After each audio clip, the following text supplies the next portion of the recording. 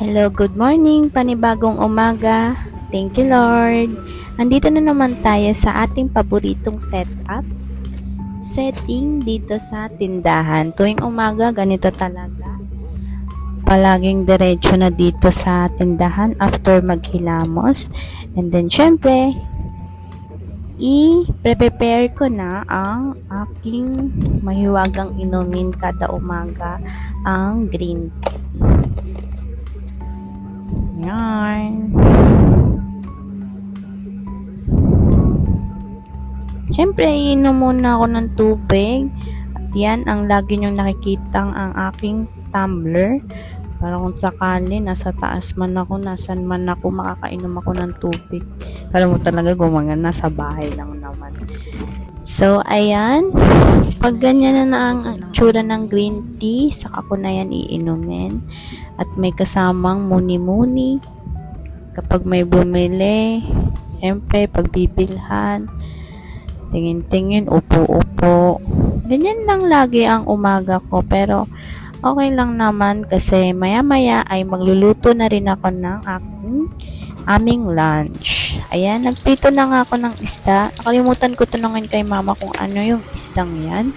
And after na nga maprito, naghiwa na ako ng bawang, luya, sibuyas, carrots, bell pepper. Ilagay na ang mantika. Then, ginisa ko na agad yung bawang at luya. And then, pag ganyan na ang itsura niya, saka ko siya nilagyan ng kalahating baso na suka. Dapat nga isang baso na kasi nagkulang yung yung sabaw. So, nilagyan ko na yun ng kalahating baso ng tubig at nilagyan ko ng ketchup. After ko malagyan ng ketchup, nilagyan ko na rin ng asukal. And then, pagkulo na, nilagyan ko ng paminta. At isinabay ko na rin yung paglagay ng sibuyas, carrots, at bell pepper. At nag-prepare na rin ako ng slurry. Ang paggawa ng slurry, isang kutsarang cornstarch and tubig. Yung pinaghalo ko lang at nilagay ko na rin agad yun para lumapot. And after niya, Kunti lang kasi yung mo. Lagyan pa ng sauce. Ha? Pwede naman lagyan pa yan eh. at nilagyan ko na nga ng onting kalahating baso lang pero tingin ko kulang pa rin. Pero yan na yung finished product. Yan na, masarap kasi first time ko nagluto ng escabeche. Yan na nga ang aking pagkain. 2 itlog, yung isa na barag kasi sa pagbabalat ko dumidikit sa balat. Tapos 2 isda. And then, tara na, kain na. Dito lang ako sa tindahan kumain. Din ako nakaakyat kasi hindi ko alam, basta nagutom na ako niyan at gusto ko na rin kumain, kaya kumain na rin ako niyan. Then yan. Masarap din pala yung pagkakaluto ko ng escabeche. First time ko nakaluto niyan. Nung last time na nagluto ako, hindi ko alam na nilalagyan pala ng suka yung escabeche. So, ayun, natutunan ko yun. Pero ngayon, dapat pala, pag maraming isda, maraming sabaw yung ilalagay. So, next time ulit, pag nagluto ako, at least alam ko na at tansyado ko na yung mga ingredients na ilalagay ko. So far, masarap naman ang aking luto. Tuwing lunch talaga ako yung tagaluto dito sa bahay. Kaya, minsan ako rin yung nagdidesisyon na kung ano yung uulamin namin. At syempre, mas si mama kasi siya yung bumibili. Then minsan, kung hindi ako makaluto, ang kuya ko pag andito sa bahay. Yun lang, kain tayo. Pagkasama ng isda. Hindi ko na nga rin namamalayan na nakakapag-intermittent fasting na rin pala ako. Almost 18 hours. Kasi kahapon, 5 p.m. ako kumain ng last. And then, ngayon, nag-lunch na ako ng 11 a.m. Minsan pa nga, nag-12 p.m. ako nagla-lunch. So, 11 to 12, 18 to 19 hours ako nagpa-fasting kasi ang pagkakaalam ko yung green tea at ang pag-inom ng green tea at tubig, hindi siya nakaka-cut ng fasting. So, yun. Hello po. Good evening. Bali, late ako nag-dinner ngayon. Dapat 5 pa ako magdi-dinner. So, late ako nakapag-dinner ngayon. Dapat 5 pa. Yung mga 7:30 na or sa 7. Ang dinner ko ngayon is 2 eggs lang. So far, hindi pa naman ako gutom. Simula sa kaninang kinain. Nagugutom pero tapat lang. Kasi, ayun lang. Nalita ko kasi ang dami kong inasikaso. Mga keme-keme. Kaya na-late ng kain. Kain tayo.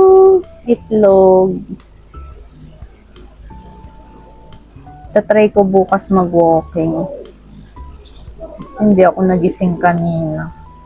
Pero yung pag-walking ko, hindi ko muna pinibigla. Kasi,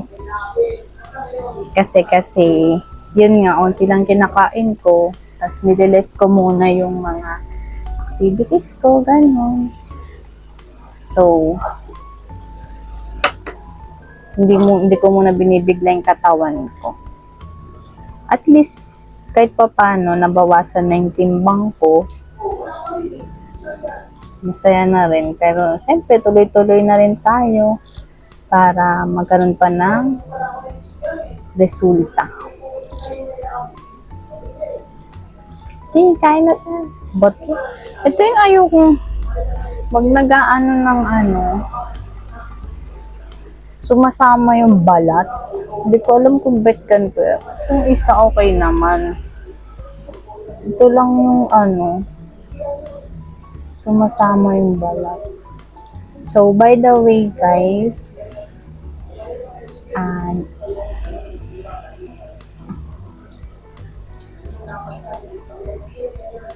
kakain na tayo. Medyo late na. Pero carry lang. Kailangan kong kumain.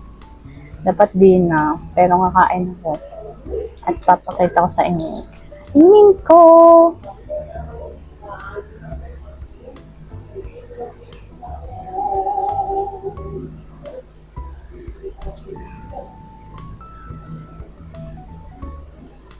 Tagal talaga balatan pag ganito.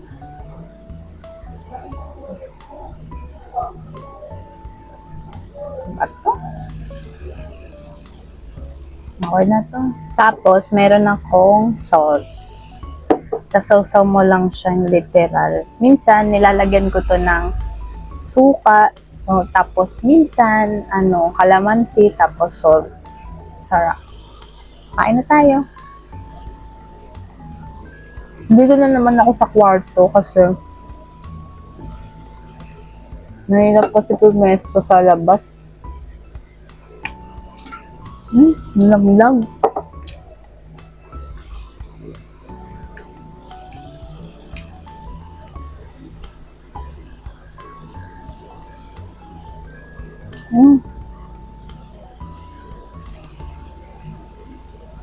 Nakain ko rin yung yellow ng egg.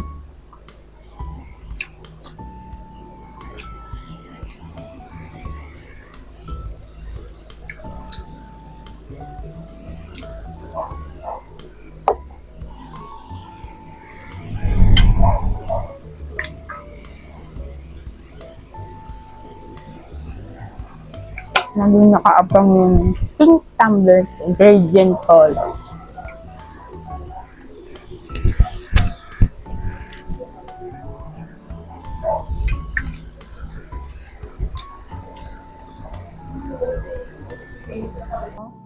Tapos ko nang kainin yung isang egg naman. So, binabala ko nga na hindi na kumain ng gabi na yun kasi nga na-busy ako at lagpas 5:00 na. Kasi 'di ba 5 PM dapat nakakain na ako. So, kahit 7 PM na yan, mga 7:30, kumain pa rin ako ng 2 itlog. Kaya, yun, okay na, solve naman. Kasi, syempre, sanay na rin yung katawan ko. So, ayun na nga, nakakapag-fasting ako. Balik tayo sa kanina. Nakakapag-intermittent fasting din ako ng mahigit 18 to 19 hours. Kasi pag umaga, hindi na ako kumakain. Yun na lang yung tubig, tsaka yung tea. So, ayun. Good naman kasi hindi naman ako sobrang nagugutom or nagki-crave ng kahit anumang high carbs. At ayun, sana tuloy-tuloy na rin to hanggang sa maging makita natin yung talagang resulta at yung gusto kong maging resulta sa sarili ko. So, samahan niyo ako guys na panoorin itong mga aking video para may makuwang ideya or kahit something na nakakapagpalakas ng loob nyo para maging healthy at ayun, at malayo sa sakit. Siyempre, hindi naman tayo, kanya-kanya naman tayo ng paniniwala. Ito ay aking, hindi naman na sinasabi ko na gawin nyo to. Bali, journey ko lang din to. So, ayun lang for today's guys. Kita-kita ulit tayo bukas. Bye-bye. Stay healthy and beautiful.